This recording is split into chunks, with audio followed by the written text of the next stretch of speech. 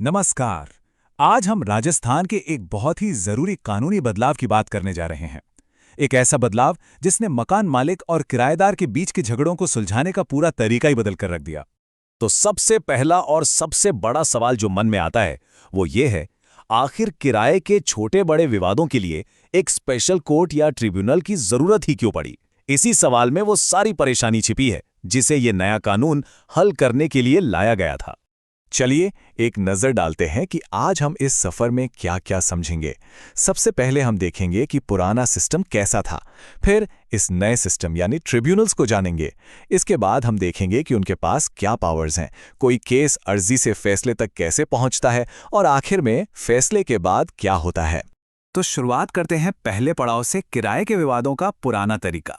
मतलब साल 2001 में राजस्थान किराया नियंत्रण अधिनियम के आने से पहले हालात कैसे थे। देखिए, इस कानून से पहले किराए से जुड़ा कोई भी मामला, चाहे वो कितना भी जरूरी क्यों ना हो, सीधा हमारी सामान्य सिविल अदालतों में जाता था। और ये अदालतें, खैर हम सब जानते हैं कि वहां प्रक्रियाएं कितनी लंबी और पेचीदा हो सकती हैं। नतीजा, सालों का इंतजार और न्याय में देरी। और इसी धीमी रफ्तार को बदलने के लिए साल 2001 में आया राजस्थान किराया नियंत्रण अधिनियम। इसका एक ही मकसद था, तेजी से न्याय दिलाना। और इसके लिए एक नया रास्ता बनाया गया, खास तौर पर किराए के मामलों के लिए बने रेंट ट्रिब्यूनल्स का रास्ता। यहां पर आप पुराने और नए सिस्टम का फर्क साफ साफ देख सकते हैं। जहां एक तरफ सिविल कोर्ट्स की लंबी चौड़ी और जटिल प्रक्रिया थी, वहीं दूसरी तरफ रेंट ट्रिब्यूनल्स की प्रक्रिया को एकदम सरल और तेज बनाया गया। और सबसे बड़ी बात, इनका पूरा फोकस सिर्फ और सिर्फ किराए से जुड़े मामलों पर होता है। तो ये जो नया सिस्टम है, इसके दो लेवल हैं। पहला है रेंट ट्रिब्यूनल, जहां कोई भी मामला सबसे पहले जाता है, और अगर कोई पार्टी इनके फैसले से खुश नहीं है तो वो अपील के लिए अपीलियर रेंट ट्रिब्यूनल के पास जा सकती है। और हां, इन ट्रिब्यूनल्स को राज्य सरकार ही तय किए गए इलाकों के लिए नियुक्त करती है। तो चलिए अब जरा अंदर झांकते हैं और देखते हैं कि इन ट्रिब्यूनल्स के टूल किट में क्या क्या है।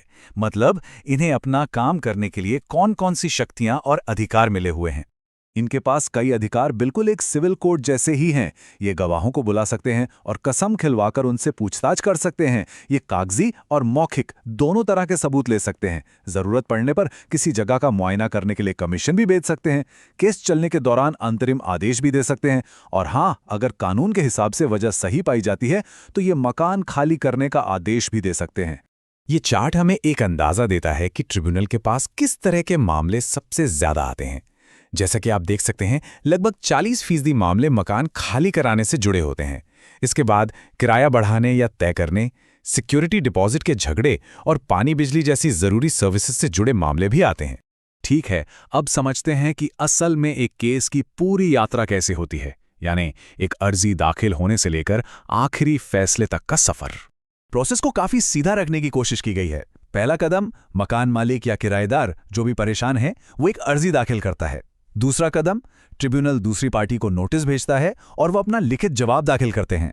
तीसरा कदम फिर होती है संक्षिप्त सुनवाई, जहां सबूतों को तेजी से रिकॉर्ड किया जाता है। और आखिर में चौथा कदम, ट्रिब्यूनल सभी तथ्यों और कानून को ध्यान में रखकर अपना फैसला सुनाता है। यहां एक बहुत जरूरी बात समझने वाली है, और वो है प्राकृतिक न्याय के सिद्धांत। भले ही ये ट्रिब्यूनल सिविल प्रोसीजर कोड के हर नियम से बंधे नहीं हैं, लेकिन इन्हें इन सिद्धांतों का पालन करना ही होता है। आसान भाषा में इसका मतलब है निष्पक्षता, यानी ये पक्का करना कि दोनों पार्टियों को अपनी बात रखने का पूरा और बराबर मौका मिले। तो फैसला तो आ गया, लेकिन क्या कहानी यहीं खत्म हो जाती है? बिल्कुल नहीं। अब देखते हैं कि उस फैसले को लागू कैसे करवाया जाता है और इस सिस्टम में लोगों की सुरक्षा के लिए क्या इंतजाम है। देखिए, ट्रिब्यूनल का आदेश सिर्फ एक कागज का टुकड़ा नहीं होता। इसकी ताकत एक सिविल कोर्ट के फैसले के बराबर होती है। और इसका मतलब यह है कि अगर कोई फैसले को नहीं मानता तो उसे लागू करवाने के लिए पुलिस की मदद भी ली जा सकती है। और जैसा कि हमने पहले बात की, अगर कोई पक्ष फैसले से नाखुश है तो उसके लिए अपील का दरवाज़ा खुला है। वो एक तय समय के अंदर अपीलीय रेंट ट्रिब्यूनल में अपील कर सकता है। अपीलीय ट्रिब्यूनल के पास ये अधिकार है कि वो पुराने आदेश को सही ठहराए, उसमें कुछ बदलाव करे या उसे पूरी तरह से खारिज कर दे। और आमतौर पर इनका फैसला ही आखिरी माना जाता है। ये एक बहुत ही जरूरी सेफगार्ड है, खासकर किराएदारों के लिए। इसे कहते हैं कब्जा वापस पाने का अधिकार। मान लीजिए किसी मकान मालिक ने ये कहकर घर खाली करवाया कि उन्हें खुद रहना है, लेकिन बाद में वो खुद वहां नहीं रहे। या फिर ये पता चले कि घर खाली कराने का आदेश ही किसी धोखाधड़ी से लिया गया था। ऐसे मामलों में कानून किराएदार को वापस कब्जा पाने के लिए आवेदन करने का हक देता है। आखिर में ये एक लाइन इस पूरे बदलाव की अहमियत को बखूबी बताती है। विशेष न्यायाधिकरणों की स्थापना इस अधिनियम के तहत सबसे महत्वपूर्ण सुधारों में से एक है। यह साफ करता है कि यह सिर्फ एक छोटा-मोटा बदलाव नहीं था, बल्कि न्याय देने की प्रक्रिया में एक बहुत बड़ा कदम था। और अब हम आपको इसी सवाल के साथ छोड़े जाते हैं। जरा सोचिए, क्या किसी एक खास तरह के मामलों के लिए बनाया गया न्याय का सिस्टम हमेशा ज्यादा निष्पक्ष न्याय की गारंटी देता है?